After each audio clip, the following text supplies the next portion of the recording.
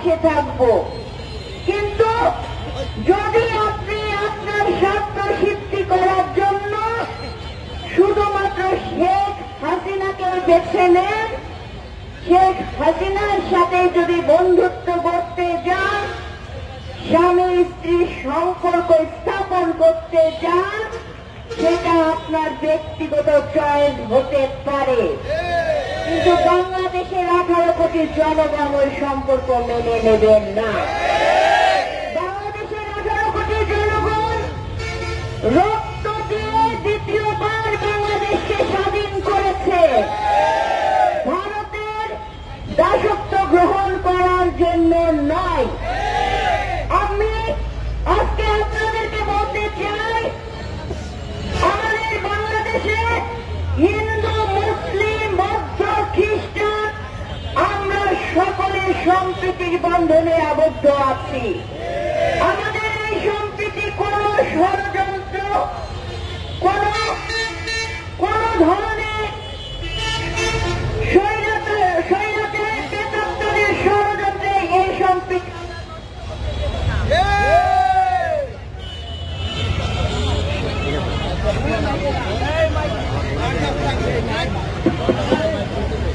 আমি আপনাদেরকে বলতে চাই, আমরা দেশি পণ্য কিনে আমাদের শিল্পকে সমৃদ্ধশালী করব। ভাইরা মাথায় রাখবেন, দেশ বাঁচলে আপনি বাঁচবেন, কিন্তু দেশকে নিয়ে যদি ষড়যন্ত্র হয়, সেই ষড়যন্ত্রকে আমাদের মোকাবেলা করতে হবে সবাইকে ঐক্যবদ্ধ থেকে।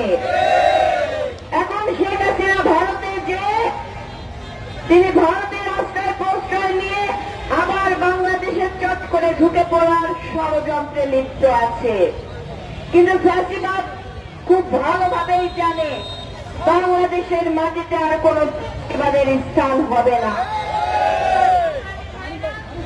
আপনাদের সবাইকে আবারও দেশি পণ্য কেনার আহ্বান জানিয়ে এবং এই প্রচারণা প্রত্যেকটি ওয়ার্ডে ওয়ার্ডে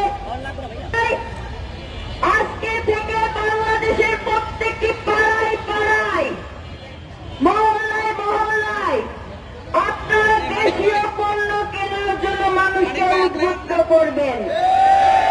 আপনারা মনে রাখবেন, আমরা যদি আমাদের শক্তিতে, আমাদের শিল্পকে যদি আমরা নিজেরা গ্রহণ করি এবং সেটা যদি আমরা সকলে কিনে সেই পণ্য পরিধান করি, একদিকে যেমন আমাদের অর্থনৈতিক উন্নতি হবে, আমাদের দেশীয় পণ্যের মান বাড়বে, আমাদের কৃষক, শ্রমিক, জনতা সকলে লাভবান হবে, ব্যবসায়ীরা লাভবান হবে। আজকে ভারত কথায় কথায় বলে চিকিৎসা ভিসা দিবে না, আমাদের দরকার নাই। আমাদের দেশে স্বাস্থ্য সেবাকে আমরা উন্নত করে আমরা বাংলাদেশের মাটিতে চিকিৎসা সেবা নেব। ভাইয়েরা, আমরা বলে দিতে চাই, আপনাদের সাথে আমাদের সম্পর্ক হবে বন্ধুত্বের সম্পর্ক, কোন নতজন পররাষ্ট্রনীতি কিংবা সেই মনোভাবনার সম্পর্ক হবে না। 17 বছর যাবৎ শেখ হাসিনাকে আলিঙ্গন করে স্বামী স্ত্রীর বন্ধনে আবদ্ধ হয়ে বাংলাদেশের স্বার্থকে লুটে পুড়ে খেয়ে যদি আপনারা মনে করেন আবার চোখ রাঙিয়ে জনগণকে বিভ্রান্ত করবেন, এ জনগণ কিন্তু জবাব দিতে শিখেছে, জবাব দিয়ে যাবে ইনশাআল্লাহ। তাই ভাইয়েরা, আমাদের আজকে প্রধান অতিথি যিনি সর্বপ্রথম ভারতীয় পণ্য বয়কটের আহ্বান জানিয়েছেন, এই আহ্বানকে স্বাগত জানিয়ে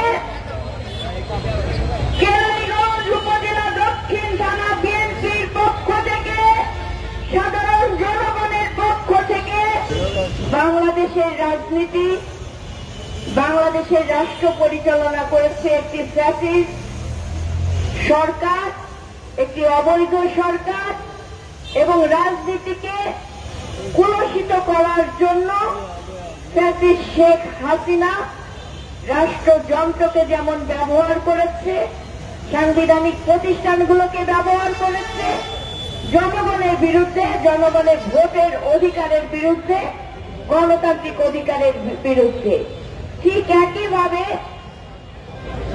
তার অবৈধ ক্ষমতাকে টিকিয়ে রাখার জন্য